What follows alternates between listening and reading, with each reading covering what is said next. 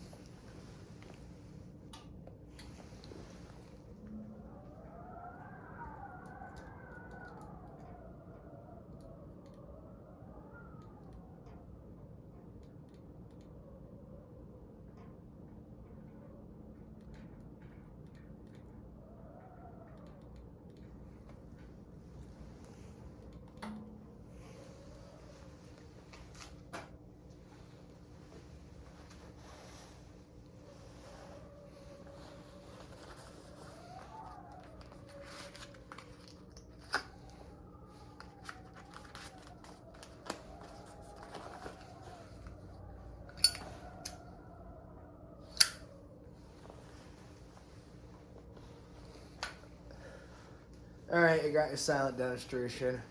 Now it's time to babble about it, and I'm turning my heater back on because damn it, it's cold out today. It's a nice, bone-chilling -12 out here today in Canada. Oh my goodness. Okay, so, where do I even start with this fan? Okay, so right off the bat, I don't know if you noticed or not, but unfortunately, 3 of the 4 blades on this fan have warped. They all warped to where they have more pitch. I don't think this fan... I feel like this fan should be faster, and maybe those warped blades have something to do with it. Don't know how well it picked up on video or not, but it was only really shaking about there in reverse. It didn't have any wobble to it in forward. Now, this fan. All right, I'll list off the shit it's missing here. It's missing its mounting plate. It's missing the screws that hold the hang true canopy onto said mounting plate. It's missing the hang true safety hatch that covers up all and conceals all the wiring. It's missing 4 of the 6 screws for that upper canopy. It's missing its lower canopy. And it also is missing its IntelliTouch control. Yeah, fun. Not really.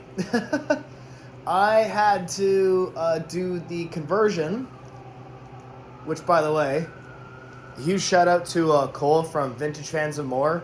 Without him, man, I would have been screwed. But I went along with his video, and I removed the IntelliTouch board, converted it to single speed, and then hooked a remote control receiver up to that. And yeah, it's a single speed with reverse. The reverse switch it's actually in one of the vents on the top of the motor, which, if I remember, I'll show you at the end of the video. And also the tops of these blades have paint damage. There's paint all over them. And yeah, that aggravates me a little bit. But to be honest, I'm kind of looking for a new set. But I don't know what I'm going to do yet. Those are not the original globes that would have come with this fan. The original globes that would have came with this fan, one of them I broke because I'm a doofus, to put it lightly. And so I just grabbed a set of 4 globes I had lying around, and it doesn't look too bad. I definitely would probably use these exact globes on this fan if I were to install it somewhere. But anyways, yeah. So yes, as I mentioned earlier, I did the most pain in the butt task, which is taking one of these apart. Oh my god, I wish and hope I never have to do it again. Which, who knows, I probably will in about 10 years or so when this receiver craps out. It's just some generic one from Amazon. Still, it cost me like $50. And believe it or not, that's the cheapest one there was. Yeah, no, up here in Canada, if for any of my American fan collector viewers, yeah, getting parts out in Canada here, for some reason, I don't know if it's just where I am. I'm in Hamilton, and I'm in Ontario, if anyone knows about that area. A lot of my city is an absolute crap hole, so ceiling fans, especially nice ones like this, aren't really common. Actually, no, this one isn't even from Hamilton. Who am I kidding? This is from a very, very old house out in Kitchener, Ontario. Really, really old house. And yeah, I asked them if they had a control that went in the wall, like in a Casablanca, like a teletouch control. I haven't broke it down in simple terms, and it was an older couple, and they had no idea what the frick I was talking about. But this was after I'd already got the fan, because this was a Christmas gift from my mother. When she was asking for Christmas gift ideas, I sent her a couple marketplace listings of ceiling fans, and this was one of them. I didn't know it'd be missing all those parts, because if it was, when I went to pick it up, I would have been like, well, where's this? Where's this? Where's this? And where's this? You have no idea how many times I've actually knocked quite a bit off the asking price because it's missing parts. And yeah, so that's this fan I've been testing this fan I've been putting it off since I got it. Yeah, I got it on Christmas, and it's January 14th right now, so it's been a while. I've been so busy with just work. Work has really been kicking me in the butt. Life's been kicking me in the butt. But I've had some free time this past couple days because the coronavirus Omicron variant has made its way into my household. Yeah. So I've been isolating, and I've had a lot of free time. And once I was actually able to move and not feel like I was, all dizzy and lightheaded just from like breathing and exhausted, when I actually started feeling better, yesterday is when I sat down, did the remote control conversion, and today I cleaned it and I installed it. I don't know if you could hear or not, which I highly doubt because the wind is really, really strong tonight. You can probably hear it whistling through my garage doors. It's the motor doesn't make any noise at all. I know these things are known to make noise, but I don't know if it's just because of the wind whistling, but I honestly couldn't hear it. I haven't tried putting my phone right up to the fan, like the motor, and even then I couldn't hear a noise. This is my second time redoing this video because the first time I actually missed a couple key details about the fan, and you really couldn't hear much of the silent demonstration because of how loud the heater is in here.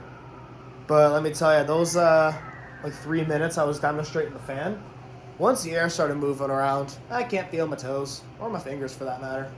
Yeah, it's a really cold ass day. So I think after this video, I'll probably wait till tomorrow or something like that to dismantle this and take it back inside because I don't know how much longer I'm going to be able to stay out here for.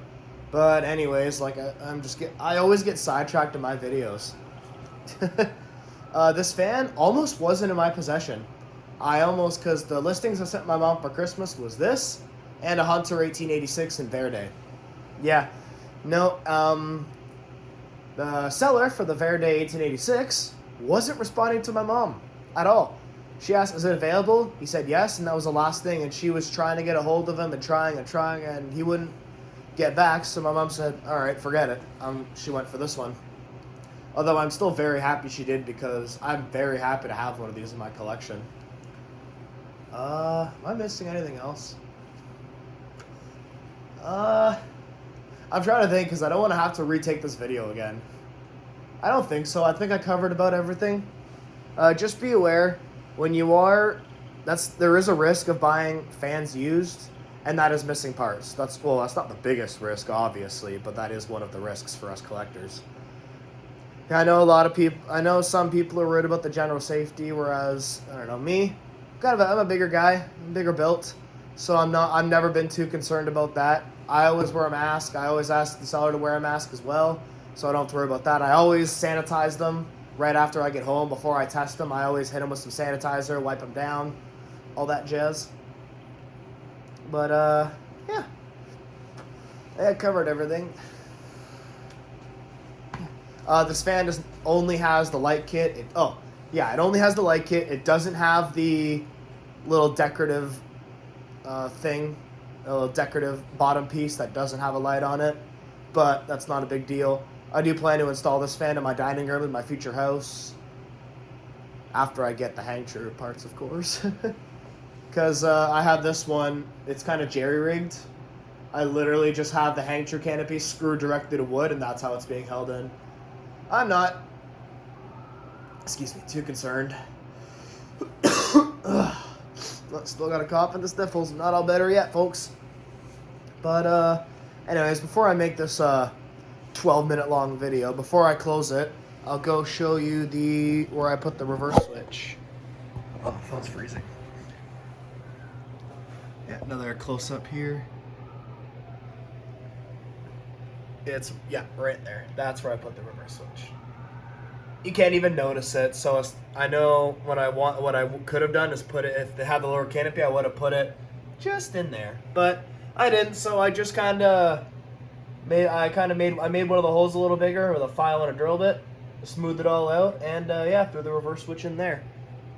And yeah, I still have the original IntelliTouch board. I don't exactly know what I'm gonna do with it. And yeah. So that's my Casablanca 19th century ceiling fan, 52 inches. Thank you very much for watching, and I hope you have a good rest of your day or night or whatever time you're watching this. And I'll see y'all in the next one. Take care.